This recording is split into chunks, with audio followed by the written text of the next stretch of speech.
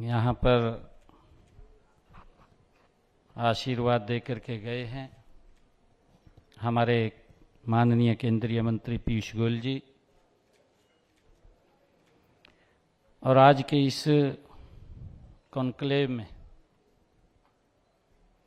हमारा जो agree leadership award 2025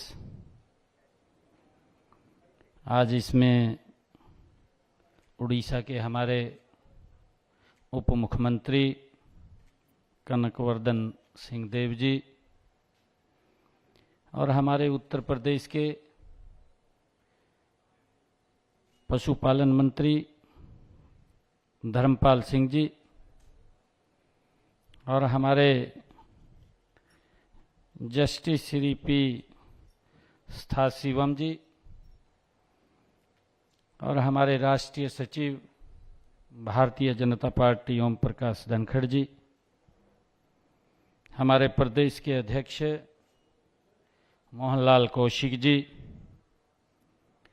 और आज के इस कार्यक्रम के आयोजक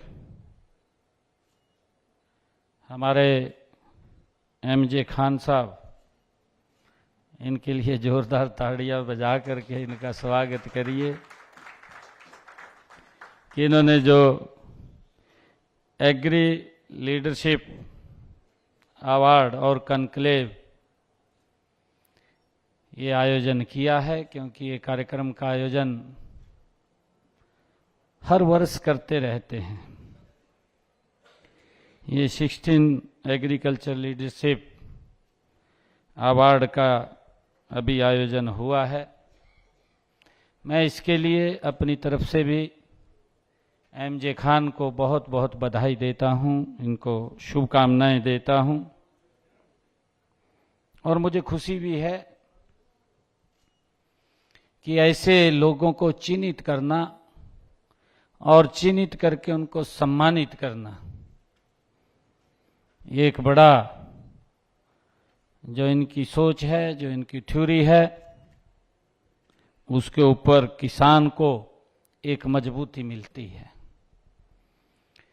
अपने अपने क्षेत्र के अंदर जब हम काम करते हैं और काम करते करते उसका लाभ समाज को मिलता है, एक वर्ग को मिलता है, उससे प्रेरणा भी मिलती है।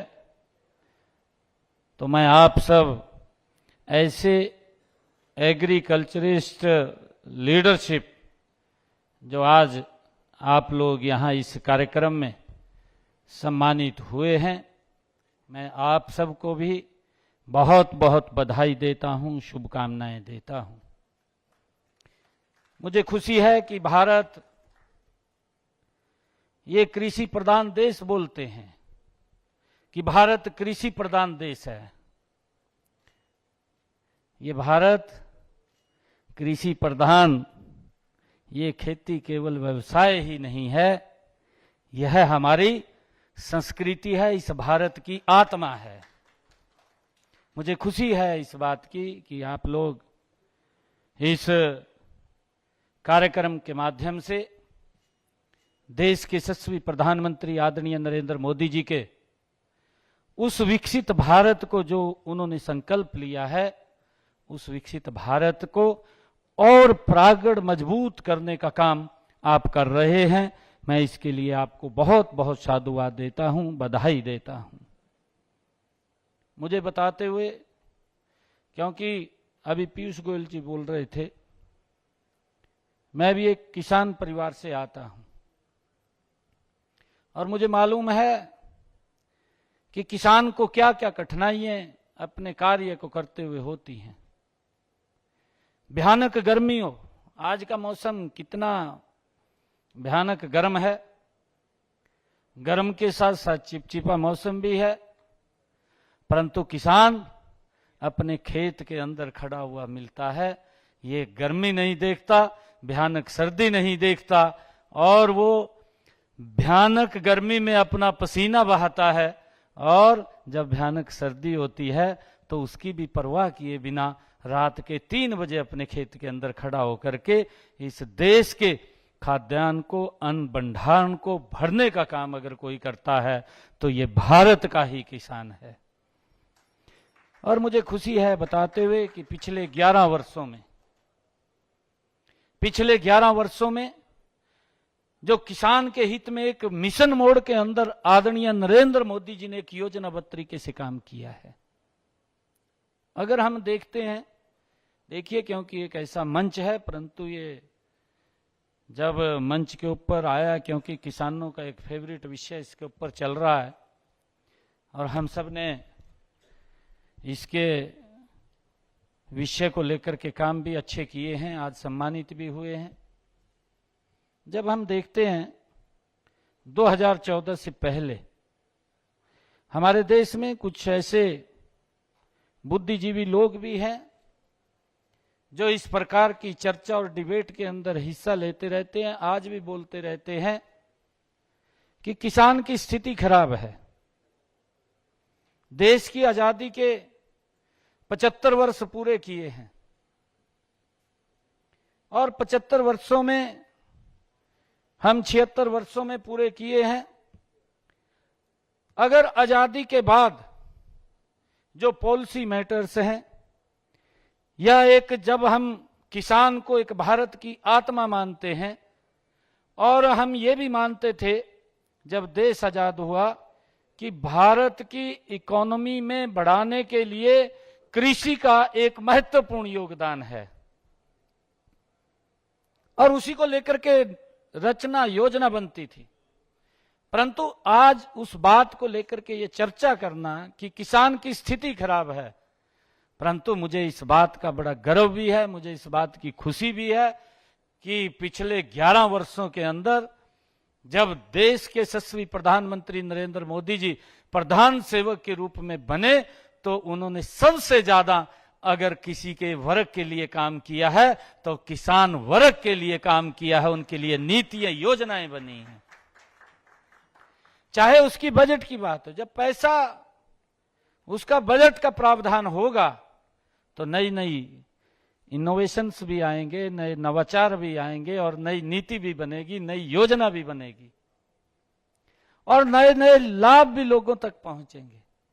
नए तरीके से लोग उसमें खेती के अंदर आएंगे। और मुझे खुशी है कि पिछले 11 वर्षों में चाहे किसान को अगर हम देखते हैं 2014 के बाद हमारी जो कृषि की उत्पादन क्षमता है, वो उत्पादन क्षमता जो 2014 में थी, अगर आज हम 2025 में देखें तो उसमें एक जमीन आसमान का अंतर नजर आएगा, बड़ा अंतर नजर आता है।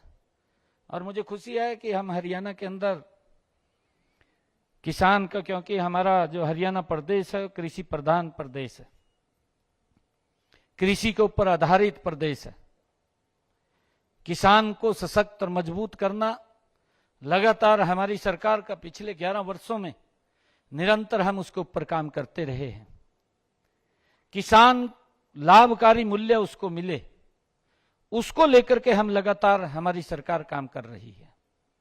चाहे ई मंडी के साथ किसान को जोड़ने की बात है, चाहे किसान को अगर प्राकृतिक आपदा से उसको नुकसान होता है तो उसकी भरपाई की बात है, और चाहे किसान की, मुझे तो खुशी इस बात की भी है कि एक योजनाबद्ध तरीके से हमने हरियाणा प्रदेश के अंदर, मुझे ये कहते हुए कि हमारा हरियाणा प्रदेश ये पहला ऐसा प्रदेश है जिसने अपने किसान की 100% फसल कोई भी उगाता है उसको एमएसपी पर खरीदने का काम हम करते हैं, ताकि किसान को किसी प्रकार का भी जोखिम ना हो, घाटा ना हो, उसको लाभकारी मूल्य मिले। हम ये काम कर रहे हैं। हमारा सब्जी का भी किसान है हरियाणा के अंदर, उसको भी भावांतर भरपाई देने का काम हमारी सरकार कर रही है। हॉर्टिकल्चर का किसान, हमने अभी ये निर्णय किया अपने बजट के अंदर, पिछले दिनों लगातार हम हॉर्टिकल्चर के किसान को भी बढ़ावा देने के लिए काम कर रहे हैं। हमने एक्सीलेंसी सेंटर्स हरियाणा प्रदेश के अंदर, हमने अलग अलग एरियाज के अंदर वो बनाने का निर्णय लिया है। हॉर्टिकल्चर के अंदर, चाहे किन्नू का हमारा एक क्षेत्र है, उस किन्नू के क्षेत्र के अंदर कि उसका एक्सपोर्ट हो बाहर, एक एक्सीलेंस सेंटर्स उत्कृष्टता के अंदर हमने बनाने का निर्णय किया है। एक स्ट्रॉबेरी का हमने किया है, एक लीची का हमने किया है, ताकि किसान हॉर्टिकल्चर की तरफ भी जाए। चाहे हमने पानी को लेकर के कम पानी लगे, हम सबको मालूम भी है कि हमारे वैज्ञानिक भी यहाँ पर बैठे हैं जो एक बात बोलते हैं कि 1 किलो चावल उत्पादन करने में कम से कम 2500 से 3000 लीटर पानी लगता है। कितने पानी की कंजप्शन होती है। और हमने निर्णय किया कि किसान को हम डाइवर्गेशन की तरफ लेकर के जाएं, वो अपनी फसल को दूसरी तरफ मक्का बोए, बाजरा बोए, उसके लिए हम उसको प्रोत्साहन करने का काम करते हैं। और हमारा किसान, जब हमने उससे अपील किया तो लाखों एकड़ भूमि हमारी उससे अलग गए हैं, धान की फसल से अलग उन्होंने बोने का काम किया है। और हम अपने किसान को हमने ये निर्णय किया कि हमने 7,000 रुपये प्रति एकड़ अगर वो धान की फसल छोड़ करके दूसरी फसल बोएगा तो उसको हम इंसेंटिव के तौर पर, प्रोत्साहन के तौर के ऊपर हम उसको 7,000 रुपये देते थे। और हमने अब की बार ये निर्णय किया कि उसको हम 8,000 रुपये प्रति एकड़ देने का काम हम करेंगे। और उससे हमारा किसान बदल रहा है, किसान को लाभ हो रहा है।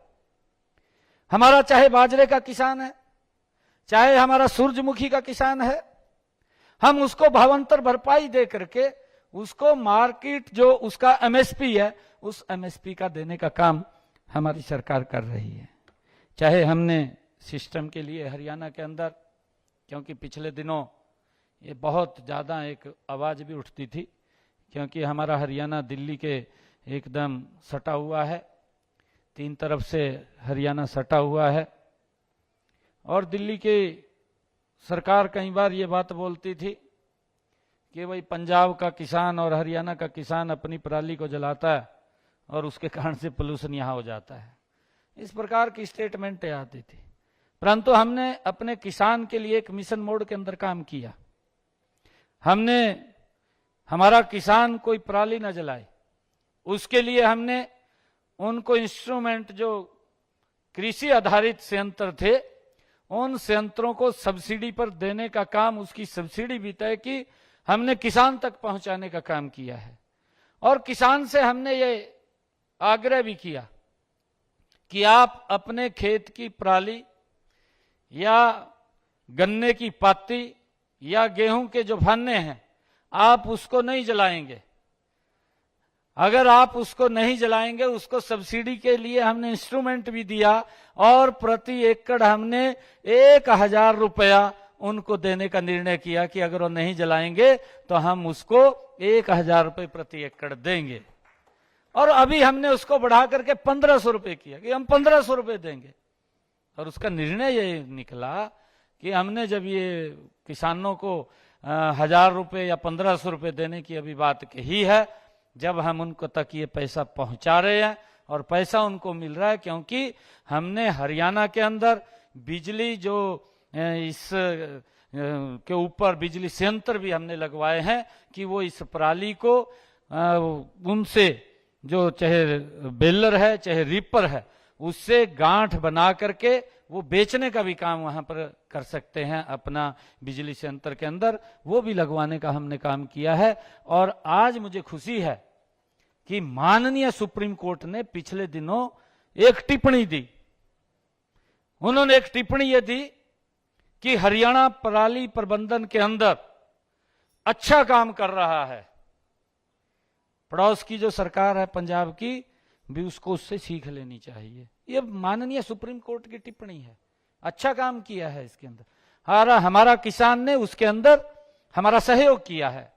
जब हम उसके अंदर खड़े हुए हैं तो उन्होंने सहयोग किया है, उन्होंने पराली नहीं जलाई। और पराली नहीं जलाई तो उसका परिणाम ये निकला कि हमने उस सुविधा को ठीक किया है। चाहे हमने आदरणीय प्रधानमंत्री जी द्वारा जो प्रधानमंत्री कृषि सिंचाई योजना है, 85% हम किसान को उसके ऊपर सब्सिडी दे रहे हैं।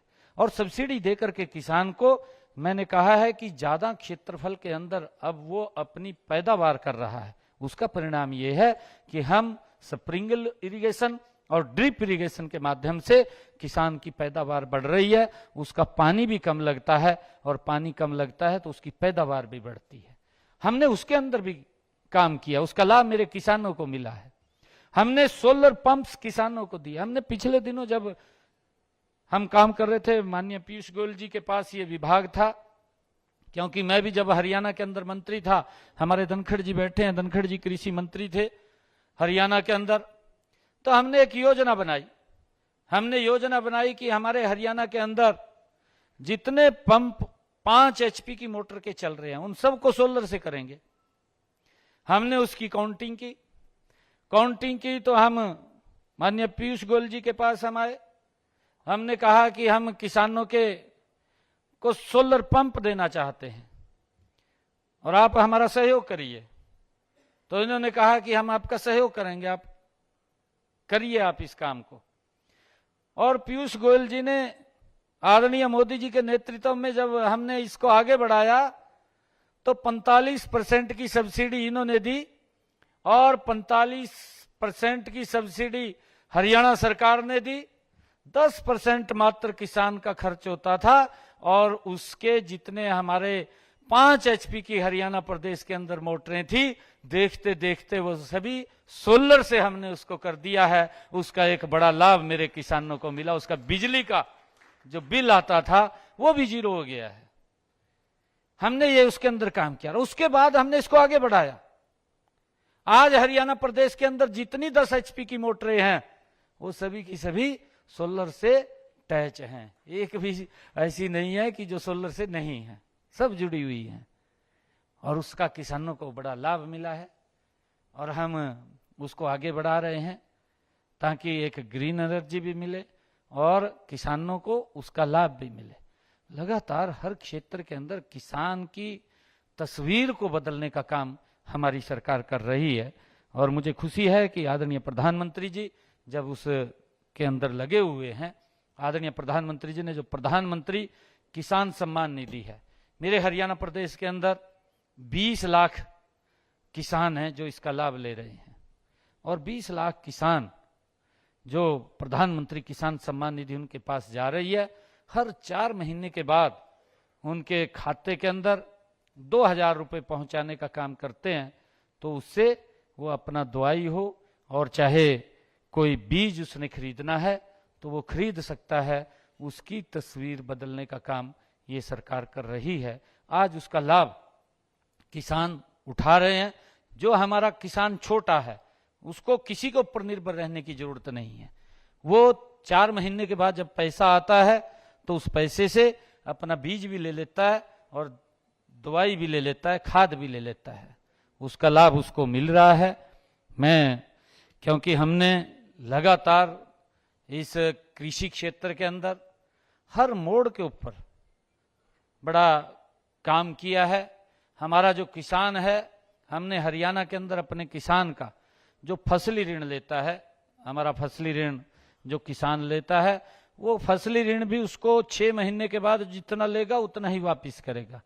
उसका सारा का सारा ब्याज जो 6 महीने का होता है वो हरियाणा सरकार देती है। उसके ऊपर कोई 5 पैसे का दबाव नहीं पड़ता ताकि किसान मजबूत और सशक्त हो। और उसका परिणाम है, उसका परिणाम भी है कि आज हरियाणा के अंदर पूरा का पूरा जब एग्री बेस्ड पूरा स्टेट है और एग्री बेस्ड स्टेट आज सरकार की जो नीतियां हैं उन नीतियों को और मजबूत सशक्त करने के लिए उसका समर्थन कर रहा है। मैं आज MG खान को मैं बहुत बधाई भी देना चाहूँगा और सब जो हमारे एग्रीकल्चर अवार्डेड हैं जिनको आज सम्मान मिला है, मैं आप सबको बहुत बहुत बधाई भी देना चाहूँगा, शुभकामनाएं भी देना चाहूँगा। इससे और किसानों को भी वो प्रेरणा मिलेगी। मुझे ऐसा विश्वास है आप और किसान के हित में अच्छा काम करेंगे जिससे कि हमारे किसानों को अच्छा लाभ मिलेगा। हमारे धर्मपाल जी जो बात कर रहे थे कि हम डेयरीज के अंदर काम कर रहे हैं, हमने हरियाणा के अंदर अभी ये निर्णय लिया है। हरियाणा में हमने निर्णय लिया है कि जो किसान प्राकृतिक खेती करेगा, अगर 1 एकड़ में वो प्राकृतिक खेती करता है तो हम उसको 30,000 रुपया देसी गाय के लिए देंगे, और हम दे रहे हैं, सब्सिडी के ऊपर दे रहे हैं कि प्राकृतिक खेती 1 एकड़ भी करेगा तो 1 एकड़ की एवज में वो देसी गाय खरीदेगा तो सरकार 30,000 रुपये उसको देगी, ताकि किसान को सशक्त और मजबूत किया जाए। हम हर क्षेत्र के अंदर किसान को मजबूत करने के लिए हर नीति, योजना, पॉलिसीज, उसके ऊपर हमारी सरकार काम कर रही है और उसका लाभ भी हमारे प्रदेश के किसानों को मिल रहा है। मैं बधाई देना चाहूँगा MJ खान और उनकी पूरी टीम को कि आपने आज एक ऐसे कार्यक्रम का जो आप हर वर्ष करते हैं, इसके लिए आप बधाई के पात्र हैं। मैं आपको बहुत बहुत बधाई और शुभकामनाएं देता हूं, और सभी अवार्डेड को और जो जिन्होंने इसका समर्थन किया, मैं उनको भी बहुत बहुत बधाई देता हूं। इन्हीं शब्दों के साथ जय हिंद, जय भारत, जय भारत मां।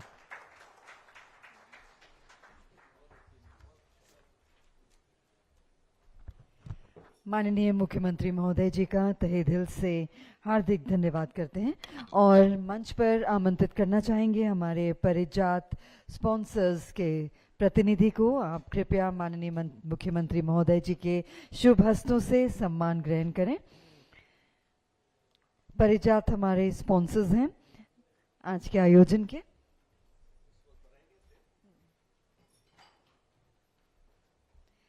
और मंच पर आमंत्रित करते हैं एग्रीकल्चर टुडे ग्रुप की पूरी टीम को। माननीय मुख्यमंत्री महोदय एवं माननीय मंत्रीगण के साथ ग्रुप फोटोग्राफ के लिए एग्रीकल्चर टुडे ग्रुप की टीम को मंच पर आमंत्रित करते हैं।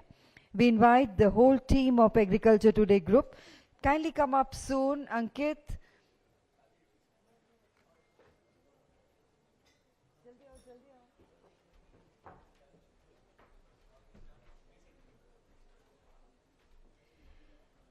and ladies and gentlemen, let's put our hands together